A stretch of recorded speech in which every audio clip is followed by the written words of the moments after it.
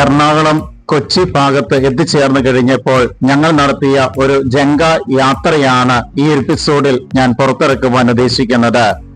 ജങ്കാറിൽ ഞങ്ങൾ മാത്രമല്ല യാത്ര ചെയ്തത്, ഒപ്പം ഞങ്ങളുടെ വാഹനം കൂടി ഉണ്ടായിരുന്നു എന്നുള്ളതാണ് ഇതിന്റെ വലിയൊരു പ്രത്യേകത. പിഴല എന്ന ദ്വീപിലേക്കാണ് ഞങ്ങൾക്ക് പോകേണ്ടത്. യാത്രാമധ്യയാണ് ഈ ഒരു ജങ്കാർ ഞങ്ങൾക്ക് കടക്കേണ്ടി വന്നത്.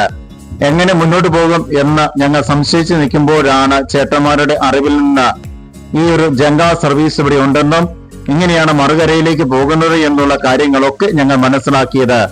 ഏതായാലും അത് ഞങ്ങൾക്ക് വലിയ സൗകര്യമായി. അതുകൊണ്ട് ഒരു ജങ്കാർ അനുഭവം കൂടി ഞങ്ങൾക്ക് ലഭ്യമാവുകയാണ്.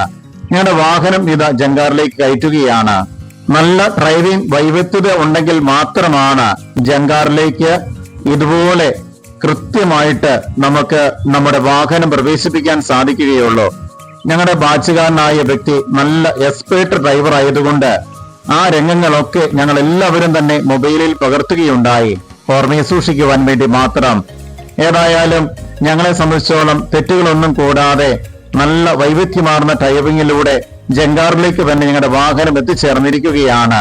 ഞങ്ങളും ജങ്കാറിലേക്ക് കയറി ഇനി അപ്പുറത്തെ സൈഡിലേക്കുള്ള യാത്ര ആരംഭിക്കുകയാണ്. ചെറിയ ഒരു പെഡൽ ഫാൻ ഉപയോഗിച്ചാണ്, മോട്ടോർ ഉപയോഗിച്ചാണ് ഈ ഒരു ബോട്ട് സർവീസ് നടത്തുന്നത്. അതിന്റെ രംഗം കൂടി ഞാൻ എന്റെ വീഡിയോയിൽ പകർത്തുകയാണ്. നിസ്സാര കാര്യമാണ്, പക്ഷേ ഈ ഒരു സൗകര്യമുള്ളത് കൊണ്ട് ധാരാളം ആളുകൾക്ക് അത് ഇന്ന് അനുഗ്രഹമായിട്ട് മാറിയിരിക്കുകയാണ്.